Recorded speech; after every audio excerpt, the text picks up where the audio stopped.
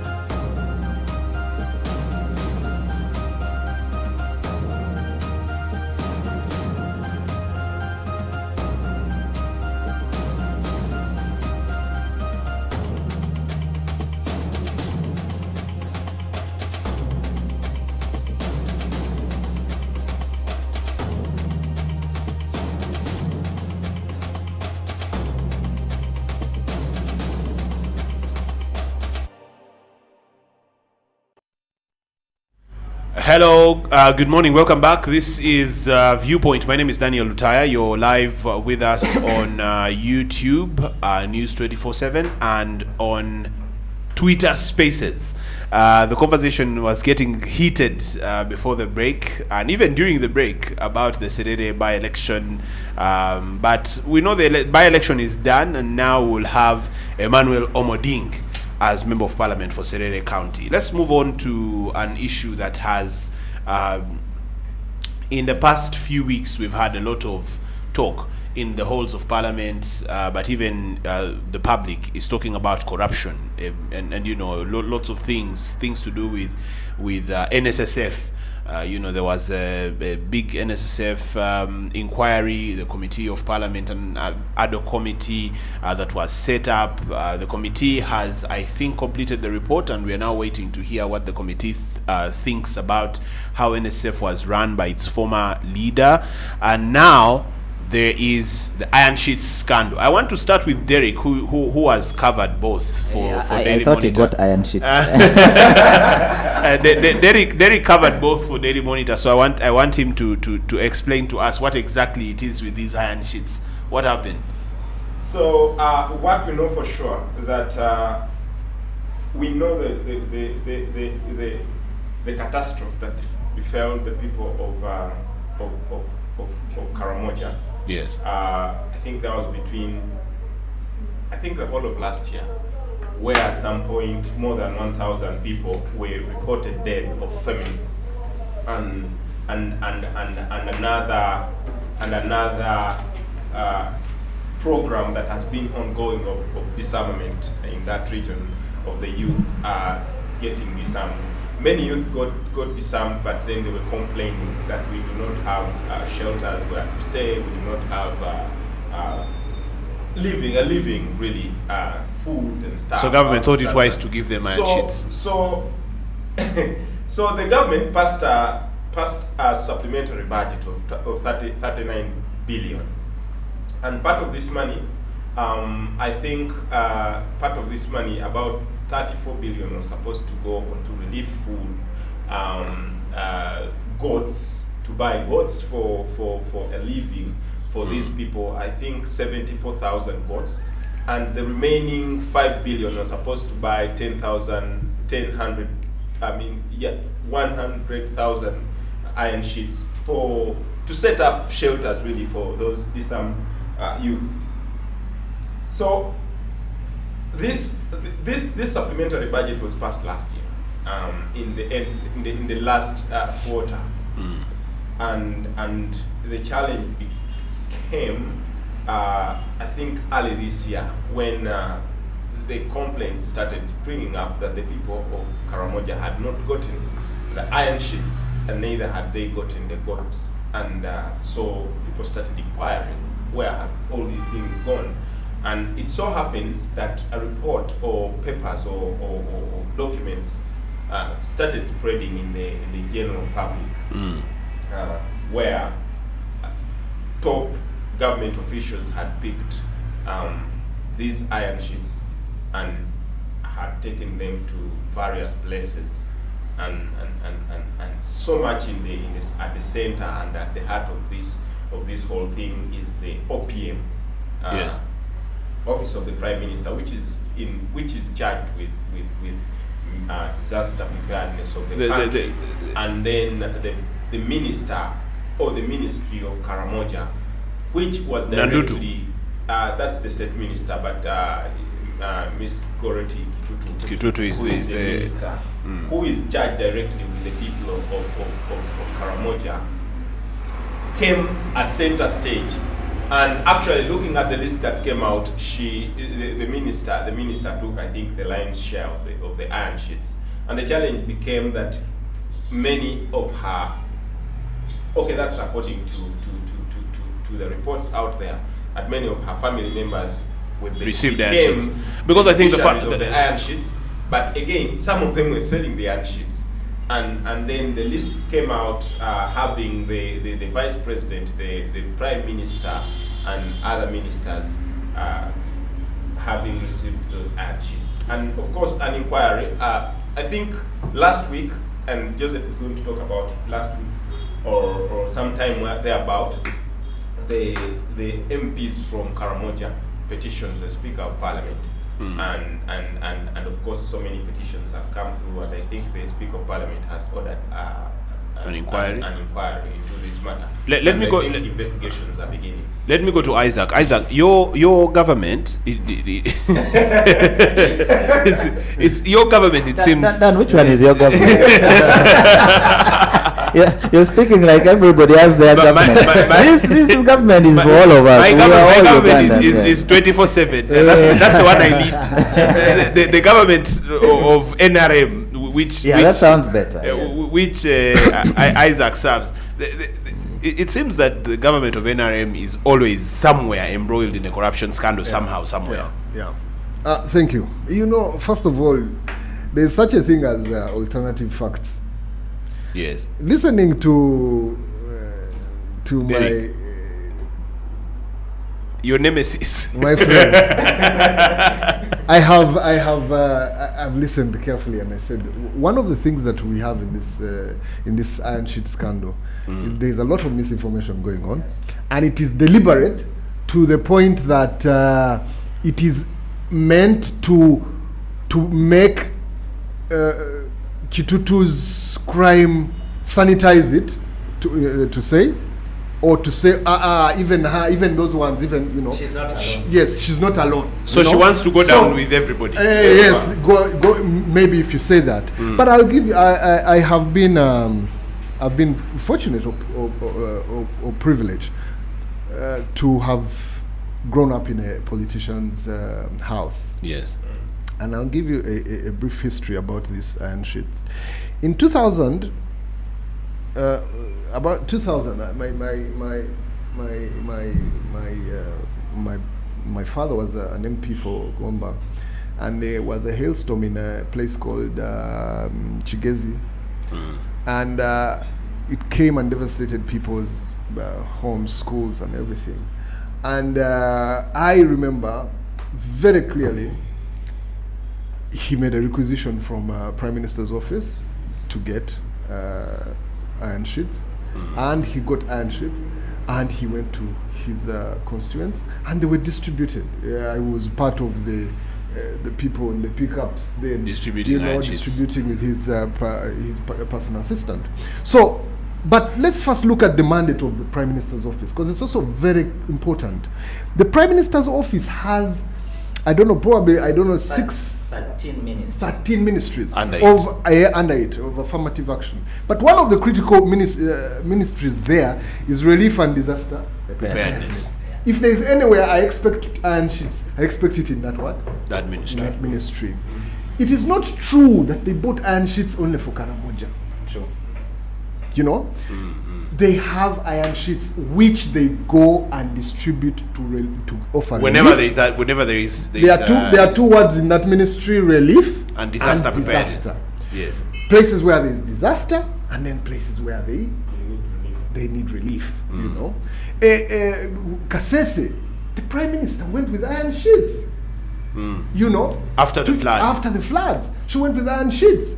The issue here is that these iron sheets. Like he said, there was a supplementary passed for Karamoja, and it's not factual in that regard. You know, that when the Prime Minister's office asks for this supplementary, it is going into the activities, whether it is for Wero, whether it is for Karamoja, or wherever it is. So the collective is that, look, Prime Minister's office ordered iron sheets, and they have accounted for their what? For the iron sheets. This is where the problem comes. I have a problem with a minister who picks iron sheets and the iron sheets end up in the market. Yes. You get it? Yeah. By all standards, what she's doing should be is illegal, it's a crime, and it should be punished. There's no business. Your mother is out there selling the iron sheets of the government. There's no business. Your brother is out there or whatever, your relative is out there selling government of Uganda and sheets. What he didn't tell you is that, you see, it was not a creation of the opposition or whatever, or an inquiry. You get? It was an investigation by CID as to how government iron sheets were in the market. You know, so it was a criminal investigation into these issues, and now the minister has. Then they find the in possession of. Now the speaker, the former speaker Kadaga, has accounted. Said, look, I got 600. They went to this place. The speaker now says, okay, for her, I think she has denied. But anyway, the others, right, have given an account of, we got iron sheets, we took them here, you know. So that has no problem, because the people want them. The people have suffered these disasters in different places around the country. So the issue on the iron sheets is not really a national debate on corruption. MPs should have access to these relief items, because the people they lead are not there necessarily their family members. They lead Ugandans who deserve these things, and the Prime Minister's office is mandated to do this. You know, so that is the avenue. So MPs or whoever, ministers or whatever, should be able to requisition. So that process should be followed. Now, as I wind up, it has also the optics of how government does things. I honestly think that the president should be firm on some of these things that make government look bad. You know. It's the issue is, for example, Kitutu, I would implore her, if I were her, for this to go away, put in your resignation letter and go, right? And say, okay, I failed to supervise them. Yeah, that is the same thing to do.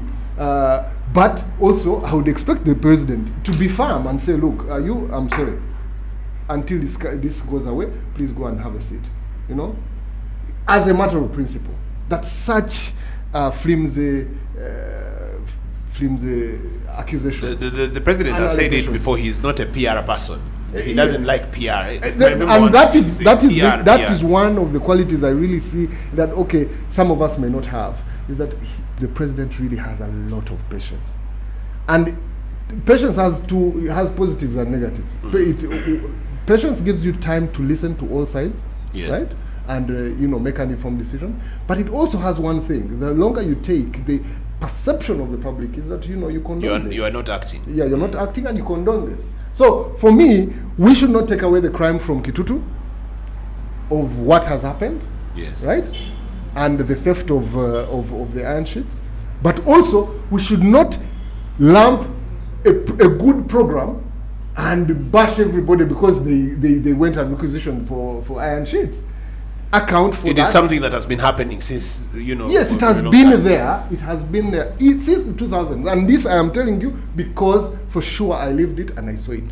And you distributed iron sheets. And I want Joseph to come in. Yes, my No, challenge Joseph has to come in. You know, take notes.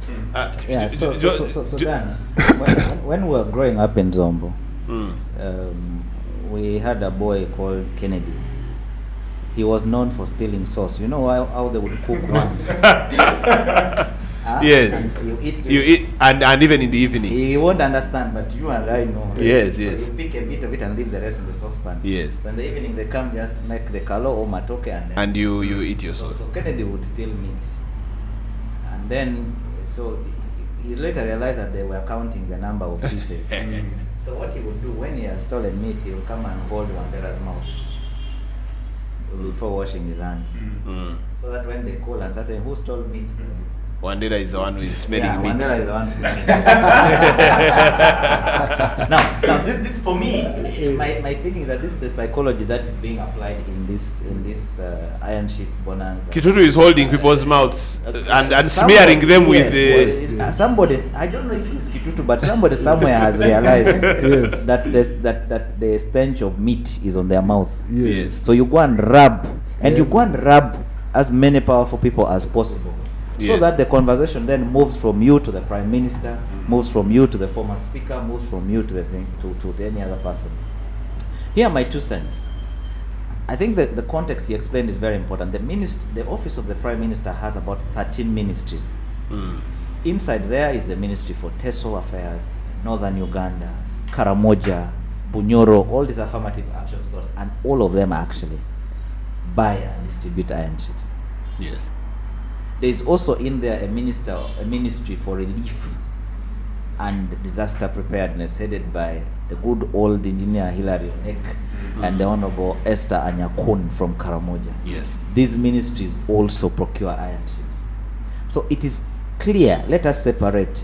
There has been prima facie to the effect that iron sheets for Karamoja were abused.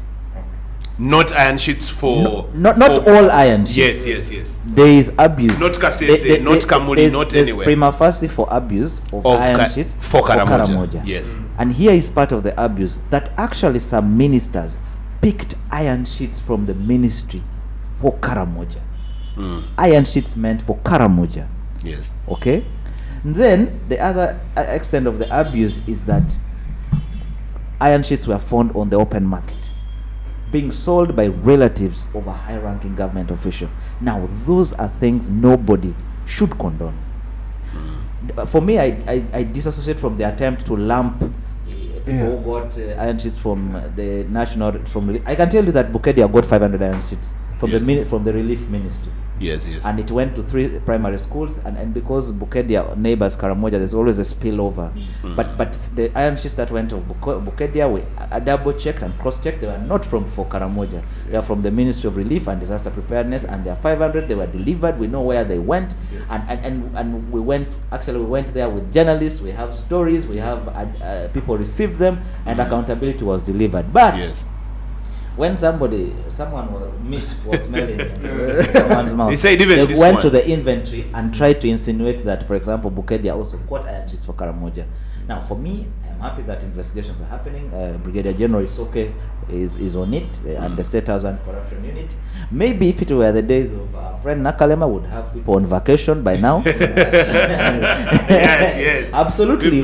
Yeah. But I hope that action is taken. I also want to state that I know that the Office of the Speaker received a petition by 8 MPs from Karamoja, the Karamoja Parliamentary Group. They have made demands, including the resignation of Minister Mary Gitutu. I also know that by the time we're going into the weekend, a notice of censure actually had landed in the Office of the Clerk to Parliament. So the role of the leadership of the House is to support those processes, support the investigations, and to make sure that all the legal processes are actually supported. And we're not bothered. We will allow the MPs to do what they think is right. But you see, this country became insane long time ago. The last time someone took responsibility and resigned was, I think, the Honorable Matthew Chikere.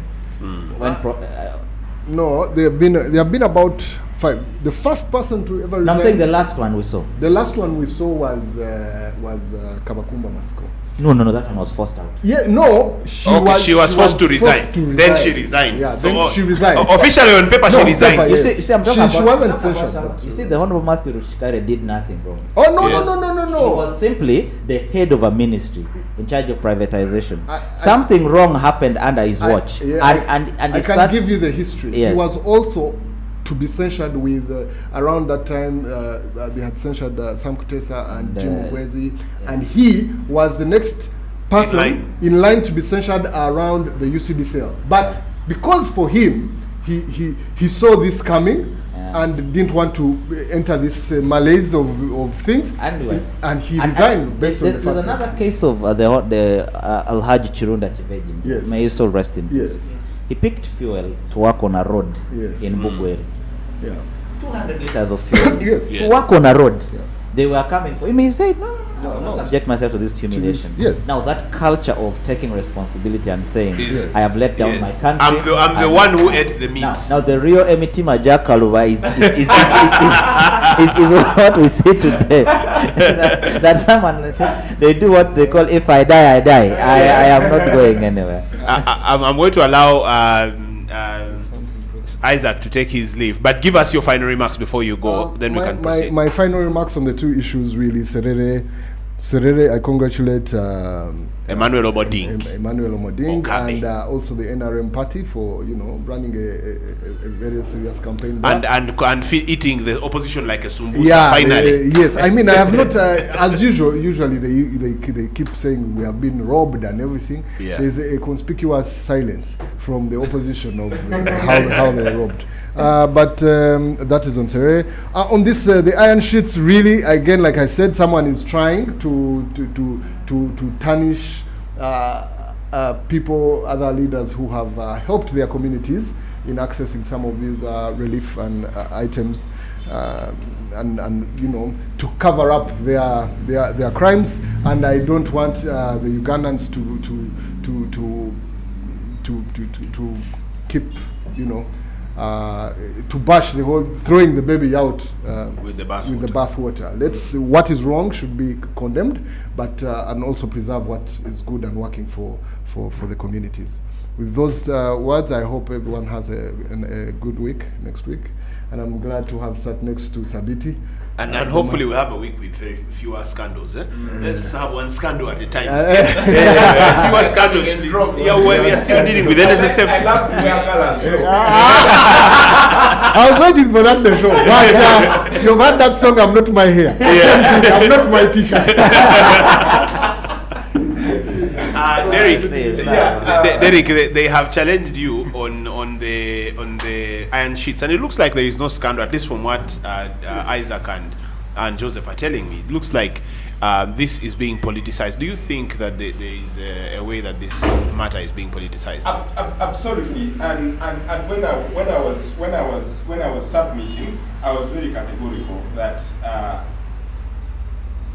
in the supplementary budget that was passed, the baseline was on Karamoja, and if the other parts of the country got to benefit from it, the parent objective for the relief or for that supplementary was for Karamoja, because we saw what was happening in Karamoja.